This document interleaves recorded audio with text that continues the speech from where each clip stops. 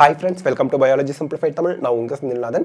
NEET 2024 exam May 5th நடக்க போகுது. இன்னும் 4 நாட்கள் தான் நமக்கு இருக்கு. இப்போ 199 ஸ்டூடெண்ட்ஸுக்கு எக்ஸாம் ஃபியர், எக்ஸாம் பத்தின பயம் இருக்கு. இந்த பயத்தை நம்ம எப்படி ஓவர் கம் பண்றது அப்படிங்கிறது தான் இந்த வீடியோல பார்க்க போறோம். ஏன்னா பயம் அப்படிங்கிறது நம்ம ப்ரிப்பரேஷனை ஸ்லோ டவுன் பண்ணும். முதல்ல ஆக்ஸ்ஃபோர்ட் டிக்ஷனரியில பயம் அப்படின்னா என்ன அப்படின்னு டெஃபினேஷன் பார்த்தோம்னா, த ஃபீலிங், இது ஒரு ஃபீலிங், அவ்வளவுதான். இன்னும் எதுவும் நடக்கல, ஆனா இப்படியெல்லாம் நடந்துருமோ அப்படிங்கிற ஒரு feel. The feeling that you have when something dangerous, அபாயமானது, பெயின்ஃபுல், வலியை ஏற்படுத்தக்கூடியது, ஃப்ரைட்னிங், பயத்தை ஏற்படுத்தக்கூடியது நடந்துருமோ அப்படிங்கிற ஒரு ஃபீலிங். ஃப்யூச்சரில் இந்த மாதிரி போயிடுமோ, அப்படி நடந்துருமோ, நமக்கு மிகப்பெரிய வலியை ஏற்படுத்தக்கூடிய நிகழ்வு எது ஏற்பட்டுருமோ அப்படிங்கிற ஒரு விஷயத்தை தான் பயம்னு சொல்கிறோம். அதுவே எக்ஸாம் தொடர்பான பயத்தை எக்ஸாம் ஃபியர் அப்படின்னு சொல்கிறோம். ஸோ இது நடக்கலை, நடந்துருமோ அப்படிங்கிற ஒரு பயம். ஃப்யூச்சரில் இப்படி நடந்துருமோ அப்படிங்கிற பயம் நமக்கு தேவையே இல்லை. ஏன்னா நீங்கள் நினைக்கிற மாதிரி தான் எல்லாம் நடக்கணுங்கிற அவசியம் கிடையாது. அதனால் நெகட்டிவாக திங்க் பண்ணினா தான் பயம் வரும். ஸோ ஃபர்ஸ்ட் ஆஃப் ஆல் உங்கள் திங்கிங்கை கண்ட்ரோல் பண்ணணும். சரி sir, how to over come exam fear, இந்த எக்ஸாம் பயத்துலேருந்து நாங்கள் வெளிவரது எப்படி? ஏன்னா 199 ஸ்டூடெண்ட் பயத்தில் இருக்காங்கன்னு சொல்கிறீங்க. அந்த பயத்துலேருந்து நான் எப்படி வெளிவரது? ரொம்ப சிம்பிள். ஃபஸ்ட்டு உங்களை நீங்கள் மற்றவங்களோட கம்பேர் பண்ணிக்காதீங்க. நீங்கள் உங்களோட கம்பேர் பண்ணிக்கலாம். நேற்று எழுதின டெஸ்ட்டில் எவ்வளோ, இன்றைக்கி எழுதுகிற டெஸ்ட்டில் எவ்வளோ, நாளைக்கு எழுத போகிற டெஸ்ட்டில் எவ்வளோ மார்க் வாங்குகிறோம், நம்ம எப்படி ப்ரிப்பேர் பண்ணிகிட்ருக்கோம், நம்ம எப்படி ப்ராக்டிஸ் பண்ணுறோம், நேற்று படித்ததை விட இன்றைக்கி நமக்கு நல்லா புரிஞ்சிருக்கு, இன்றைக்கி புரிஞ்சதை விட நாளைக்கு நல்லா புரியும். இந்த மாதிரி உங்களை நீங்கள் கம்பேர் பண்ணுறதுனால எந்த ஒரு பிரச்சனையும் கிடையாது. பட் நீங்கள் மற்ற ஸ்டூடெண்ட்ஸோட ஓவரால் ஆல் இண்டியா ரேங்க்கு அவங்க போட்டு கொடுத்துருக்குறாங்க, இதில் இத்தனாவது இடத்துல இருக்க, இப்படியெல்லாம் பார்த்து பயப்படாதீங்க. ஏன் அப்படி சொல்கிறேன்னா, நீங்கள் வாங்குகிற மார்க்கு உங்கள் கம்யூனிட்டியில் உங்களுக்கு தேவையான அளவுக்கு எம்பிபிஎஸ்ல மெரிட்ல போகிறதுக்கு போதுமான மார்க்காக இருக்கலாம். அதனால் தயவு செய்து டோன்ட் கம்பேர். உங்களை இன்னொருத்தவங்களோட கம்பேர் பண்ணுறத முதல்ல நிறுத்தினாலே பயம் ஓடி போயிடும். நெக்ஸ்ட்டு ரிவைஸ் பண்ணுங்க, பயம் போகும். ஜஸ்ட் புக்கை எடுங்க. பயந்துக்கிட்டு இருக்கிற சமயத்தில் கூட புக்கை எடுத்து ரிவிஷன் பண்ண ஆரம்பிங்க. ஒரு தன்னம்பிக்கை பிறக்கும். ப்ராக்டிஸ் கொஷின்ஸை நிறைய ப்ராக்டிஸ் பண்ணுங்க. ஒரு குட்டி பிரேக் எடுங்க. இதுக்கிடையில 20 நிமிஷம் படிச்சிங்கன்னா ஒரு 5 நிமிஷம் பிரேக், அதுக்கடுத்து 20 நிமிஷம் படித்து ப்ராக்டிஸ் பண்ணிங்கன்னா அதுக்கு 5 நிமிஷம் ஒரு பிரேக். இந்த மாதிரி நீங்கள் ரிப்பீட்டடாக பண்ணிங்க அப்படின்னா எக்ஸாம் ஃபியர், எக்ஸாம் ஸ்ட்ரெஸ்லாம் போயிடும். ஏன் அப்படின்னா நம்ம எக்ஸாமை நினச்சி பயப்படுறோம். அதற்கு தொடர்ந்து முயற்சி செஞ்சு பயிற்சி செய்யும் போது அந்த எக்ஸாம் ஃபியர் ஓடி போயிடும், நம்மக்கிட்ட வராது. சரி சார், அடுத்து அவாய்ட் அன்னெசரி டிஸ்கஷன். இப்போ என்கிட்ட கூட ஃபோனில் நிறைய ஸ்டூடெண்ட்ஸ் அண்ட் பேரண்ட்ஸ் வந்து தேவையில்லாத விஷயங்களை கேட்கும்போது ஏன்பா அதை நினச்சி வருத்தப்படுறீங்க? பாசிட்டிவான வழியில் தான். நான் அவங்கள குறை சொல்லலை. ஏன்னா ஒரு குழந்தைன்னு இருந்தாங்கன்னா, ஒரு பேரண்ட் இருந்தாங்கன்னா, அந்த கன்சர்ன், நமக்கு அதை பற்றின திங்கிங் வர்றது நேச்சர், நார்மல். அவங்கள நான் குறைய சொல்லலை. பட் அவங்கக்கிட்ட என்ன சொல்கிறேனோ அதான் நான் உங்களுக்கும் சொல்கிறேன். அதாவது தேவையில்லாத திங்கிங் உங்களை ஸ்பாயில் பண்ணிடும். நீங்கள் எவ்வளோ மார்க் வாங்கிறதுக்கு எலிஜிபிளோ அதுலேருந்து பின்னோக்கி இழுத்துட்டு வந்துடும். அதனால் நீங்கள் தேவையில்லாத விஷயத்தை டிஸ்கஸ் பண்ணாதீங்க. லீடர்ஸ் எப்பவும் டிஸ்கஸ் பண்ண மாட்டாங்க, டிசைட் பண்ணுவாங்க. ஸோ விவாதிக்காதீங்க, முடிவெடுங்க. விவாதிக்கிறத விட்டுட்டு இன்றைக்கி நம்ம என்ன படிக்கணும், இப்போ என்ன படிக்கணும்னு முடிவெடுத்து அதை செயல்படுத்துங்க. தயவு செய்து டிஸ்கஸ் பண்ணுறதை ஸ்டாப் பண்ணுங்கள். உங்களோட ஸ்ட்ரெஸ்ஸும் ஃபியரும் ஓடி போகிறத பார்ப்பீங்க. ஓவர் திங்கிங் வேண்டவே வேண்டாங்க. இப்படி ஆகிடுமோ அப்படி ஆகிடுமோ, அதான் எக்ஸாம் ஃபியரில் கொண்டு போய் விடுவது. ஒருவேளை அப்படி ஆகிட்டா என்ன பண்ணுறது, இப்படி ஆகிட்டா என்ன பண்ணுறது, அதுக்கும் நான் உங்களுக்கு சொல்யூஷன் இந்த வீடியோலேயே சொல்லிடுறேன். ஓவர் திங்கிங் வேண்டவே வேண்டாம். படிக்கிறோம், மார்க் வருது, பாசிட்டிவாக திங்க் பண்ணுங்கள், நல்லதே நடக்கும். நான் பார்க்குற கொஷின்ஸ் தான் எக்ஸாமில் வந்து கொஷின் பேப்பரில் இருக்கும் அப்படின்னு ஒரு மேஜிக் நடக்க போகுதுன்னு நினைங்க, நடக்கும். நான் பார்க்குறதெல்லாம் வந்துருமா வராதா, நமக்கு படிக்காதது வந்துருமா அப்படின்னு நினைக்காதீங்க. நான் படிக்கிற கொஷின்ஸ் பூரா அப்படியே லாட்ரியில் விழுந்த மாதிரி எனக்கு அந்த கொஷின் பேப்பரில் இருக்கும்னு பாசிட்டிவ், ஓவர் பாசிட்டிவாகவே நினைங்க, தப்பே கிடையாது. கான்ஃபிடென்ட்டாக இருங்க. நம்பிக்கை, தன்னம்பிக்கை ரொம்ப ரொம்ப ரொம்ப முக்கியம். B a hero. This is very very very very important. என்ன சார் சொல்கிறீங்க பி எ ஹீரோனா? ஹீரோ எப்படி இருப்பார்? எதுக்கும் துணிவோடு இருப்பார், பயப்பட மாட்டார். பயந்தா அந்த படம் ஓடாது. எந்த ஹீரோ ஒரு படத்தில் பயந்து பயந்து நடிக்கிற மாதிரி வைக்கிறாங்களோ அந்த படம் ஃப்ளாப்பாக தான் ஆகும். எந்த ஹீரோ தன்னம்பிக்கையோட அப்படி பெரிய ஆளாக ஒரு கிங் மாதிரி காமிக்கிறாங்களோ, எதுக்குமே பயப்பட மாட்டேன், எந்த ஒரு அநீதியையும் எதிர்த்து கேட்பேன், என்னை யாரும் எதுவும் பண்ண முடியாதான்னு தைரியமாக நிற்கிறாரு பார்த்தீங்களா, அந்த படம் பார்த்தீங்கன்னா பிச்சுக்கிட்டு ஓடும் 600 கோடி 700 கோடின்னு கலெக்ட் பண்ணும். ஸோ அந்த மாதிரி ஒரு ஹீரோ ஃபீல் இப்போ உங்களுக்கு இருக்கணும் இந்த 4 நாட்கள். அப்போ தான் அந்த ஹீரோ இஃபெக்ட் எக்ஸாமில் வரும், ஞாபகம் வச்சுக்கோங்க. Next, you are going to get enough marks to get MBBS seat in merit. மெரிட்டில் எம்பிபிஎஸ் சீட்டில் போய் உட்காரத்துக்கு தேவையான மார்க்கை நீங்கள் வாங்குறீங்க. இதில் எந்த மாற்று கருத்தும் இல்லை. இப்படி ஒரு திங்கிங் உங்கள் மனசில் ஆழமாக பதிஞ்சுதுன்னா அது நடக்கும், எப்படியாவது நடக்கும். இது மாயாஜாலம், கண்டிப்பாக நடக்கும்.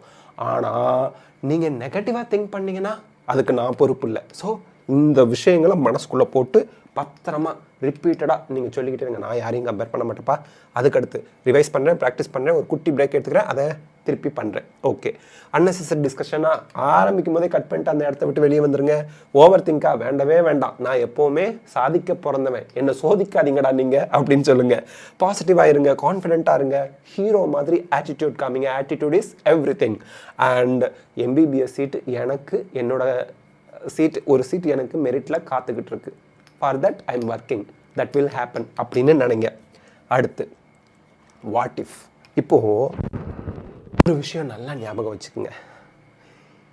ஒரு விஷயம் இது வந்து நெகட்டிவாக, இவ்வளோ நேரம் பாசிட்டிவாக நல்ல விஷயமா பேசிவிட்டு இப்போ வந்து நெகட்டிவாக பேசுகிறீங்களே அப்படின்னு நினைக்கவே நினைக்காதீங்க. நம்ம மனிதர்களாக பிறந்துட்டோம் இந்த உலகத்தில். எது நடந்தாலும் அதை நம்ம தாங்கிக் கொள்ளக்கூடிய மனநிலை நமக்கு இருக்கணும், அந்த சக்தி நமக்கு இருக்கணும். ஏன் அப்படின்னா, நம்ம எல்லாரும் ஆஃப்டர் ஆல் ஹியூமன் பீயிங்ஸ். எத்தனை பேர் நீட்டுக்கு அப்ளை பண்ணியிருக்காங்க? 1,55,216 பேர். எம்பிபிஎஸ் மெரிட்டில் 85% எவ்வளோ வரும்? Around 5,000 seat. ஓகே, அப்போது 1,50,000 பேருக்கு சீட்டு கிடைக்காது. 5,000 பேருக்கு தான் கவர்மெண்ட்டில் சீட்டு கிடைக்கும். இந்த 1,50,000 பேரில் நம்ம வந்துட்டால் என்ன ஆகும்? 5,000 பேரில் போகணும், நல்லதே நினைப்போம், நல்லதே நடக்கும். இயற்கையோட விதி என்ன? 5,000 பேரில் நம்ம போகலாம், அப்படி இல்லைன்னா 1,50,000 பேரில் நம்ம இருப்போம். ஒருவேளை 1,50,000 பேரில் நம்ம இருந்துட்டால் என்ன பண்ணணும்? B very careful. I am not talking negatively. நான் உங்களை நல்ல விதமாக யோசிக்க வைக்கிறதுக்கு தான் இந்த பாயிண்ட்ஸை டிஸ்கஸ் பண்ணுறேன். Be very careful. நீங்கள் ஒருவேளை what if you don't get enough marks to join MBBS, கவர்மெண்ட்டில் எம்பிபிஎஸ் ஜாயின் பண்ணுறதுக்கு உங்களுக்கு தேவையான மார்க் இல்லை. சரி, உங்கள் பேரண்ட்ஸ் வந்து ப்ரைவேட் காலேஜில் இருக்கக்கூடிய government quota seat, self financing சீட்டில் சேர்க்கறதுக்கு தயாராக இருக்காங்க, அந்த மார்க்கும் வரல. மேனேஜ்மெண்ட் கோட்டாவில் சேர்க்கறதுக்கும் மார்க் வரல. என்ன பண்ணலாம்? ரிப்பீட்டர் கோர்ஸ் பண்ணலாம், அல்லது கவர்மெண்ட்டில் பிடிஎஸ் சேரலாமா அப்படின்னு யோசிக்கலாம். இப்போது கவர்மெண்ட்டில் எம்பிபிஎஸ் கிடைக்கிறதுக்கும் எனக்கு மார்க் வரல, கவர்மெண்ட்டில் பிடிஎஸ் படிக்கிறதுக்கு ஓகே, அதுக்கும் மார்க் வரல. 100ல் 1 ஸ்டூடெண்ட்டு பிடிஎஸ் கவர்மெண்ட்டில் கிடைச்சா பண்ணலாம் அப்படின்னு எம்பிபிஎஸ்க்கு தான் எய்ம் பண்ணோம். ஓகே, இப்போ பிடிஎஸ் கவர்மெண்ட்டில் கிடைச்சா பண்ணுறேன், ப்ரைவேட்டில் கட்டுறதுக்கு எனக்கு வசதி இல்லைன்னு நினப்பாங்க 100க்கு 1 ஸ்டூடெண்ட்டு. அதுக்கும் மார்க் வரல. என்ன பண்ணுறது? சரி, 1000ல் 1 ஸ்டூடெண்ட்டு ஆயுஷ் கோர்ஸ் கவர்மெண்ட்டில் கிடைச்சா நான் சேர்றேன். நான் சொல்கிறது 1,55,216 ஸ்டூடெண்ட்ஸ்க்கும் சேர்த்து சொல்கிறேன். நான் வந்து சேர்ந்துக்கலான் இருக்கேன் அப்படின்னு நினைப்பாங்க. கவர்மெண்ட்டில் ஆயுஷ் சேர்றதுக்கும் எனக்கு மார்க் கிடைக்கல. என்ன பண்ணுறது? இப்போது எனக்கு எங்கள் அப்பா யூனிவர்சிட்டியில் சேர்க்க ரெடி, என்ஆர்ஐ கோட்டாவில் சேர்க்க ரெடி, என்ஆர்ஐ லெஃப்ட் சீட்டில் சேர்க்க ரெடி, எவ்வளவு பணம் கட்டி சேர்க்கறதுக்கும் எம்பிபிஎஸ் சேர்க்கறதுக்கும் எங்கள் அப்பா ரெடி, ஃபாரின் அனுப்புறதுக்கும் எங்கள் அப்பா வந்து எம்பிபிஎஸ் படிக்க வைக்க ரெடியாக தான் இருக்கார். நீட்டில் நான் ஃபெயில் ஆகிட்டேன். இப்போ என்ன ஆகிறது? குமார்னு ஒரு ஸ்டூடெண்ட் இருக்கான், நீட்டில் ஃபெயில் ஆகிட்டான். அவன் எனக்கு இப்போவும் குமார் தான். நீட்டில் ஃபெயிலாக போயிட்டதுனால அவன் குமார் இல்லை, அவன் என்னோட ஸ்டூடெண்ட் இல்லை அப்படின்னு அர்த்தம் கிடையாது. நீட்டு ஃபெயிலானாலும் அவன் குமார். எனக்கு நீட் எக்ஸாமுக்கு முன்னாடி எப்படியோ அப்படி தான் இப்போவும் எனக்கு. திடீர்னு அவனை தாழ்வாக நான் நினைப்பேன், ஃபெயிலாக போயிட்டியான்னு சொல்லுவேன். அது கிடையவே கிடையாது. அதே போல் பேரண்ட்ஸுக்கு குழந்த தான். நீங்கள் நீட்டில் ஃபெயில் ஆகிட்டீங்க, இல்லை தேவையான அளவுக்கு மார்க் ஸ்கோர் பண்ண முடியாமல் போயிடுச்சுன்னா நீங்கள் வந்து அருவருக்கத்தக்கவர் கிடையாது. நீங்கள் அப்படியே சிமிலராக இதுக்கு முன்னாடி எப்படியோ அப்படியே தான் இப்படியும். இந்த இடத்துல ஒரு விஷயம் நான் சொல்கிறேன், நல்லா ஞாபகம் வச்சுக்கோங்க. நிறைய விஷயங்கள் சொல்கிறேன். 1, என்னோடய ஸ்டூடெண்ட் 2016 வெறும் 30 மார்க் நீட்டில் வாங்கி எம்பிபிஎஸ் சீட்டு சேர முடியாமல் போயிடுச்சு. அவர் இன்ஜினியரிங் சேர்ந்தார். இன்னைக்கு கனடாவில் மாதம் 4 லட்சம் ரூபாய் சம்பாரிச்சிக்கிட்டு இருக்கிறாரு. இடம் வாங்கிட்டாரு, வீடு கட்ட போகிறாரு, லவ் பண்ணுறாரு, வீட்டில் ஒத்துக்கிட்டாங்க, மேரேஜ் பண்ணி அழகாக செட்டில் ஆக போகிறாரு. ஸோ யோசிச்சு பாருங்க, டாக்டர் ஆகணும்னு தான் நினச்சாரு. ஆனால் என்ன ஆயிடுச்சு, நீட்டில் 30, இது சத்தியமாக உண்மை, கட்டுக்கதை கிடையாது, 30 மார்க் தான் வாங்கினார். அதுக்குன்ட்டு லைஃப் போயிடுச்சுன்னு நினைக்கல. பயாலஜி மேத்ஸ் குரூப் எடுத்ததுனால இன்ஜினியரிங் கம்ப்யூட்டர் சயின்ஸ் சேர்ந்தார். இன்றைக்கி கனடாவில் 4.5 லட்சம் பர் மந்த் சம்பளம் வாங்குறாரு. அவருக்கு பிடிச்ச பொண்ணு லவ் பண்ணுறாரு, வீட்டில் அக்செப்டட் போத் ஹவுஸில். இன்றைக்கி அவங்க மேரேஜ் வந்து நடக்க போது, இடம் வாங்கி வீடு கட்டிக்கிட்டு இருக்கிறாரு. ஒருவேளை அவர் தவறான முடிவு எடுத்திருந்தா அவங்க அம்மா அப்பாவை இன்றைக்கி யார் பார்த்துக்குவா? இந்த அழகான பொண்ணுக்கான மாப்பிள்ளையை கடவுள் அனுப்பியிருக்கிறாரு. யார் அந்த பொண்ணுக்கு வந்து நல்ல துணைவன் கிடச்சிருப்பாரா, சிறந்த துணைவன்? யோசிச்சு பாருங்கள். அதுக்கடுத்து இன்னொரு பையன் ஸ்டோரி. ஒரு நீட் 2018 நீட்டு இனஃப் மார்க் ஸ்கோர் பண்ணிட்டாரு. ஒரு கவர்மெண்ட் காலேஜில் சீட்டு கிடச்சிடுச்சு. ஆனால் அவருக்கு வந்த சோதனை பாருங்கள். கவர்மெண்ட் காலேஜில் MBBS சீட் கிடச்சிடுச்சு, ரிப்பீட் பண்ணி. BSc ஃபிசிக்ஸ் முடிச்சுட்டாரு, ரிப்பீட் பண்ணுறாரு. ஒரு கோர்ஸ் முடிச்சுட்டாரு, டிகிரி முடிச்சுட்டாரு. But still he wants to do MBBS. 7.5% ரிசர்வேஷன்லாம் அப்போ கிடையாது, அதெல்லாம் இல்லை. மெரிட்டில் 85%லேயே MBBS சேர்கிறதுக்கு தேவையான அளவுக்கு மார்க் வந்துருச்சு. பட் வீட்டில் அம்மா அப்பா வேலைக்கு போக முடியாத ஒரு சிச்சுவேஷன். இப்போ இவர் 5.5 வருஷம் MBBS படிக்க கவர்மெண்ட் காலேஜுக்கு வந்துட்டாருன்னா இவருக்கு ஃபீஸ் கட்டி மாதம் மெஸ்ஃபில்லாம் பே பண்ணுறதுக்கு இவர் சம்பாரிச்சிக்கலாம். டியூஷன் போய் வீட்டை யார் பார்த்துக்கிறது? வீட்டுக்கு யார் சம்பாரிச்சு கொடுக்கறது? He decided not to join அந்த MBBS சீட். கவர்மெண்ட் கோட்டா சீட்டில் கவர்மெண்ட் காலேஜில் போய் ஜாயின் பண்ணலை. இனஃப் மார்க் இருக்குது, சீட் கிடைக்கிது, ஜாயின் பண்ணலை. ஹெல்ப் பண்ண 1000 பேர் வருவாங்க. But he does not want to get help from others. மற்றவங்க கிட்டேருந்து ஹெல்ப் வாங்கணும்னு விரும்பலை. அப்போ என்ன பண்ணுறாரு, கோச்சிங் சென்டருக்கு போய் நீட் கோச் கொடுக்குறாரு ஸ்டூடெண்ட்ஸுக்கு. இன்றைக்கி அவரை நம்பி தான் ஒரு கோச்சிங் இன்ஸ்டிடியூட்டே இருக்குது. வருஷம் அவர் வந்து 100கணக்கான MBBS ஸ்டூடெண்ட்ஸை உருவாக்கிக்கிட்டு இருக்கிறாரு. கிடச்ச சீட்டில் ஜாயின் பண்ண முடியாமல் போயிடுச்சுன்னு கடவுளை நொந்துக்கல அவரை நொந்துக்கல அவர். எனக்கு ஏன் இவ்வளோ அன்லக்கி பாயாக இருக்கிறேன்னு நினைக்கல. 100கணக்கான பேரை வருஷம் லக்கி பர்சன்ஸாக மாற்றிக்கிட்டு இருக்கிறாரு, MBBS படிக்க வச்சுக்கிட்டு இருக்கிறாரு. இதுலேருந்து நம்ம தெரிஞ்சுக்க வேண்டியது என்ன? நீட்டுங்கிறது a part of life, NEET is not life. Okay. இன்னொன்று, 1000+ டாக்டர்ஸை உருவாக்கின ஒரு சார், ஒரு பர்டிகுலர் டிஸ்ட்ரிக்ட், திருச்சி டிஸ்ட்ரிக்ட்டு பாட்னினா சினானிம்ஸ் வந்து அவர் தான். 1000 டாக்டருக்கு மேலே உருவாக்கிட்டார். அவர் பெத்த பையன் 10th முடிச்சு பயாலஜி குரூப் சேர்றியாடான்னு கேட்குறாரு. நீ தான் பயாலஜி டீச்சராக இருக்கிற, ஓ மொக்கையெல்லாம் என்னால் பயாலஜி குரூப் வந்து சேர்ந்து படிக்க முடியாது, நான் வாய்ப்பே இல்லை, நான் பயாலஜி குரூப் சேர மாட்டேன்னு சொல்லிட்டு கம்ப்யூட்டர் சயின்ஸ் போய் சேர்ந்துட்டார். அவருக்கு ஓகே, ஊரில் இருக்க குழந்தைங்களெல்லாம் 1000 பேருக்கு மேலே நம்ம டாக்டர் ஆக்கிட்டோம், சரி நம்ம பையன் வந்து இன்ஜினியராக போட்டோன்னு விட்டுட்டார். 11th 12th முடிக்கிறான், மார்க் டாப் ஸ்கோர். இப்போ அவனை கூப்பிட்டு கேட்குறாரு, ஏண்டா தம்பி கம்ப்யூட்டர் சயின்ஸ் குரூப் சேர்ந்துக்கடா, ஃப்யூச்சரில் நல்ல வேலைக்கு போகலாம், எனக்கு கம்ப்யூட்டர் சயின்ஸ் வேண்டாம். அப்போ என்ன படிக்கிற? லா தான் படிக்க போகிறேன். லாவா? லா படித்தெல்லாம் நாய்ப்பாடு அதை பாடுபடுறான், 5000 10,000த்துக்கே கஷ்டப்படுறான், இன்னும் அதை போய் படிக்கிறேங்கிற? எனக்கு அதுதான் பேஷன், என்ன விட்டுடு அப்படின்ட்டான் அவங்க அப்பா கிட்ட. அவங்க அப்பாவும் சரி போ, பையன் கேட்குறானே அதுதான் படிப்பேங்கிறான், என்ன பண்ணுறது, லாயருக்கு சேர்த்து விட்டார். Now he is earning 2 lakhs per month minimum. மாதத்துக்கு மினிமம் 2 லட்சம் சம்பாதிக்கிறார்.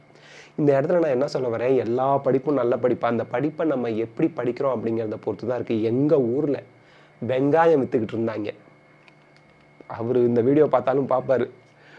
பல் டாக்டர் BDS முடிச்சிட்டாரு, வெங்காயம் மூட்டையாக விற்றுக்கிட்டு இருந்தவங்க, வயல்வெளி வெங்காயம் விற்றவங்க. இப்போ கூட அவங்கள வந்து வெங்காயம் விற்கிறவங்கன்னு தான் சொல்லுவாங்க. BDS முடித்தார், ஒரு பல்ல க்ளீன் பண்ணி அடைக்கிறாங்க 750 ரூபா எவ்ரிவேர். நான் அது தப்பாக சொல்லலை, அவர் ஃபீஸ் அவங்க வாங்குறாங்க. He is earning lakhs of rupees from my village, in my village. ஒரு கிராமம், குக்கிராமம். இந்த குக்கிராமத்தில் டென்டல் கிளினிக் குட்டியாக ஓப்பன் பண்ணி ஓஜி ஏசி வச்சு, ஜென்ரல் ஏசி வச்சு குழு குழு குழு குழு குழுன்னு உக்காந்துக்கிட்டு ஒரு நாளைக்கு 10-15 பேர் போகிறாங்க, க்யூவில் நிற்கிறாங்க, அழகாக ட்ரீட் பண்ணி ஒரு மாதத்துக்கு lakhs of rupees from the village, இந்த வில்லேஜ் குக் கிராமத்தில் சம்பாரிச்சுக்கிட்டு இருக்கிறாரு. Cost of living is very very very less. Own house இருக்குது. அப்போ பாருங்கள், வாழ்க்கையில் நீங்கள் ஜாலியாக இருக்கிறதுக்கு பணம் வேணும். அந்த பணம் வந்து நம்ம நல்லா படித்தா, நல்லா ஒர்க் பண்ணுனா எப்படியும் சம்பாதிக்கலாம். அதனால தான் நான் சொல்கிறேன், இந்த விஷயங்களில் எது நடந்தாலும் அதை ஏற்றுக்கொள்ளக்கூடிய மனசு உங்களுக்கு வந்துருச்சுன்னா, சத்தியமாக சொல்கிறேன், உங்களோட கெப்பாசிட்டி 450 மார்க், இதில் எது நடந்தாலும் நான் அக்செப்ட் பண்ணிக்க ரெடினா நீங்கள் ஆக்சுவல் நீட்டில் 550 வாங்குவீங்க. இதுக்கு உத்தரவாதம் சத்தியமாக அடித்து சொல்கிறேன் நான். நீங்கள் 550 வாங்குவீங்க. இங்கே நீங்கள் 550 வாங்குனீங்கன்னா இந்த 4ல் எது நடந்தாலும் நான் அக்செப்ட் பண்ணிக்கிறேன், அதுக்கு தகுந்த மாதிரி முடிவு எடுத்துக்கிறேன். ரிப்பீட் பண்ணுறேன், இல்லை வேறு கோர்ஸ் பண்ணுறேன், இல்லை ஏதாவது ஒன்று பண்ணிக்கிறேன். எனக்கு எந்த பயமும் இல்லை. நீட்டை நான் 2ல் ஒன்று பார்த்தேன்னே நினச்சிங்கன்னா 650 உங்கள் ஆக்சுவல் நீட் மார்க் வரும். இதில் எந்த மாற்று கருத்தும் இல்லை. Be positive. இந்த இடத்துல உங்களுக்கு தேவையானது மனசில் உத்வேகமும் பாசிட்டிவ் மைண்ட் செட்டும் தான். Be very very very careful.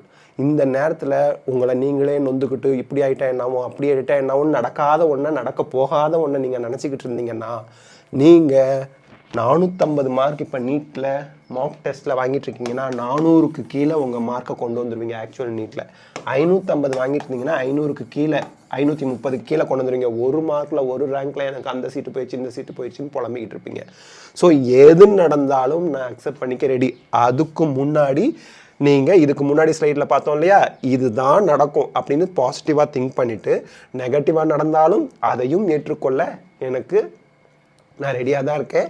அதுக்கு தகுந்த மாதிரி நான் என் லைஃப்பை அமைச்சிக்குவேன், எந்த பிரச்சனையும் இல்லை அப்படின்னு நினைங்க. You are very very very important to us. Okay, parents என்ன பண்ணணும், ஸ்டூடெண்ட்ஸோட இமோஷ்னல் நீட்ஸ், அவங்களுக்கு இப்போ இமோஷ்னல் நீட்ஸ் என்ன, சப்போர்ட்டிவான வார்த்தைகளை அவங்களுக்கு சொல்லணும். ஆட நீட் ஒரு எக்ஸாமு, டேலண்ட், உன்னோட கெப்பாசிட்டி எனக்கு என்னன்னு தெரியுமா, நீ போய் எழுதுமா பார்த்துக்கலாம். ஜோசியக்காரெல்லாம் என்ன சொல்கிறான், ஒரு ஃப்யூச்சர் சூப்பராக வந்துருங்கன்னு சொல்லுவான், நமக்கு சந்தோஷம் ஆகிடும், ஒரு 100-200 கொடுத்துட்டு வந்துடுவோம். அவன் சொன்னது திருப்பி திருப்பி ஓடிக்கிட்டு இருக்கோம். ஆக்சுவலி நம்ம டம்மியாக இருந்தாலும் பெரிய ஆளாக வந்துடுவோம். அதுபோல தான் இந்த நேரத்தில் சப்போர்ட்டிவான வார்த்தைகள் அவங்கள நல்லா தூண்டிவிடும். நிறைய மார்க் வாங்கிறதுக்கு அவங்களுக்கு ரொம்பவே ஹெல்ப்ஃபுல்லாக இருக்கும். ஸ்டூடெண்ட்ஸ் அவங்க ப்ரிப்பரேஷனுக்கு ரொம்ப ஹெல்ப்ஃபுல்லாக இருக்கணும். உன்னால் முடியும்டா, மார்க்லாம் வாங்கிடுவோம், ஒன்றும் ஒரி பண்ணாதடா, அம்மா என் மேலே ஓவராக நம்பிக்கை வைக்கிறீங்களா, அப்படி இல்லைடா, நீ மார்க் வாங்கினாலும் பிரச்சனை இல்லை, பட் எவ்வளோ மார்க் வாங்கினாலும் எங்களுக்கு சந்தோஷம் தான், அப்படி சொல்லி பாருங்கள். நிறைய மார்க் அவங்க வாங்கி காட்டுவாங்க.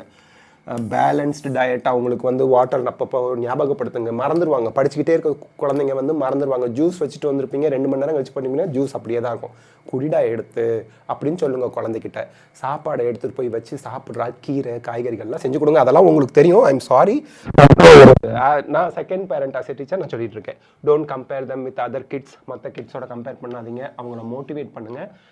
யாருமே இப்போல்லாம் மோஸ்ட்லி பேரண்ட்ஸ் குழந்தைங்களை கம்பேர் பண்ணுறது இல்லை.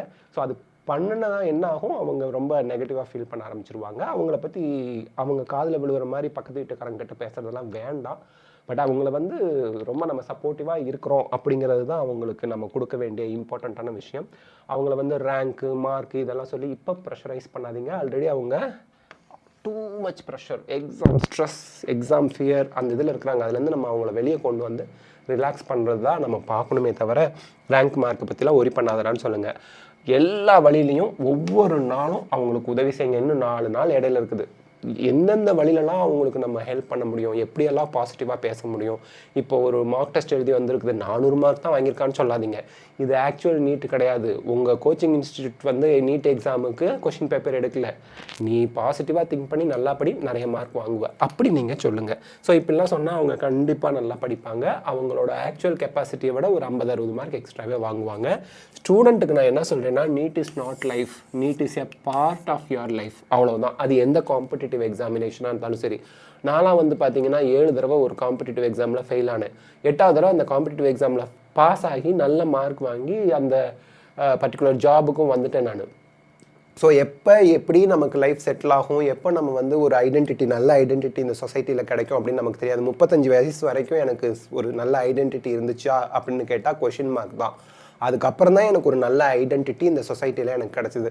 அந்த மாதிரி எல்லாருக்குமே, சிலருக்கு 25 வயசுலேயே கிடைக்கலாம், சிலருக்கு சில பேர்லாம் பார்த்தீங்கன்னா 21 வயசு 23 வயசுலேயே ஐஏஎஸ் ஆஃபீஸர்ஸ் ஆகிட்டா சொல்கிறாங்க. எவ்வளோ சின்ன வயசில் ஐடென்டிட்டி கிடைக்குது. பட் அவங்களோட போய் நான் கம்பேர் பண்ணிட்டு இருக்கக்கூடாது. அவன்லாம் பாரு இப்படி வந்துட்டா, நான் இவ்வளோ ஒஸ்ட்டாக இருக்கேன், கேவலமாக இருக்கேன் அப்படின்லாம் நான் சொல்லிட்டு இருக்கக்கூடாது. எனிவே நமக்குன்னு கடவுள் வந்து ஒரு பாதையை அமைச்சிருக்கிறாரு. அந்த பாதையில் நம்ம பயணிப்போம். நமக்குன்னு ஒரு ஐடென்டிட்டி நமக்கு கண்டிப்பாக லைஃப்பில் வரும் அப்படின்னு பாசிட்டிவாக திங்க் பண்ணணும். Dear children, you all are most important asset to us. இங்கே வந்து பார்த்தீங்கன்னா ஒரு எக்ஸாம்பிளுக்கு சொல்லுவாங்க, காலையிலேருந்து நைட் வரைக்கும் நம்ம தூங்குறப்போ நம்ம பயன்படுத்துகிற ட்ரெஸ்ஸு, நம்ம சாப்பிட்ற சாப்பாடு, நம்ம பயன்படுத்துகிற தண்ணி, இதில் எல்லாத்துலேயும் எத்தனையோ பேரோட உழைப்பு இருக்குதான். எக்ஸாம்பிளுக்கு நம்ம டேப் திரும்பினா தண்ணி வருது, போர் போடுறதுக்கு எத்தனை பேர், எத்தனை லாரி, எத்தனை கம்பெனி இதில் இன்வால்வ் ஆகியிருக்கு. தண்ணியை மேலே எடுக்கிறதுக்கு மோட்டார் பைப்பு, அது ஒரு கம்பெனி தான் அதை ப்ரொடியூஸ் பண்ணுது, அங்கே எத்தனை பேர் ஒர்க் பண்ணுறாங்க. தண்ணி பைப்பில் வரதுக்கு அந்த பைப்பெல்லாம் தயாரிக்கிறது எத்தனை கம்பெனி தயாரிக்குது. ஸோ அந்த தண்ணி கடைசியாக நமக்கு வரதுக்கு மொத்தமாக எத்தனை பேரோட உழைப்பு இருக்குது. அந்த மாதிரி நம்மளோட கான்ட்ரிபியூஷனும் இந்த உலகம் இயங்கிறதுக்கு தேவை. அதனால் தயவுசெய்து நெகட்டிவாக முடிவு எடுக்காதீங்க. எந்த ஒரு முடிவு நம்ம எக்ஸாமோட முடிவில் வந்தாலும் அதை அக்செப்ட் பண்ணிக்கூடிய மனப்பான்மை உங்களுக்கு இருக்கணும். நீங்கள் எல்லாருமே பெஸ்ட், நீங்கள் எல்லாருமே பெஸ்ட்டு. 1,55,216 நீட் ஆஸ்பிரன்ஸுமே பெஸ்ட்டு தான். ஆனால் ஒரே ஒரு கேள்வி உங்ககிட்ட கேட்குறேன், 1,55,216 பேருமே எம்பிபிஎஸ் படிக்க போயிட்டா பல் டாக்டராக எங்கே போகிறது? நாங்கள்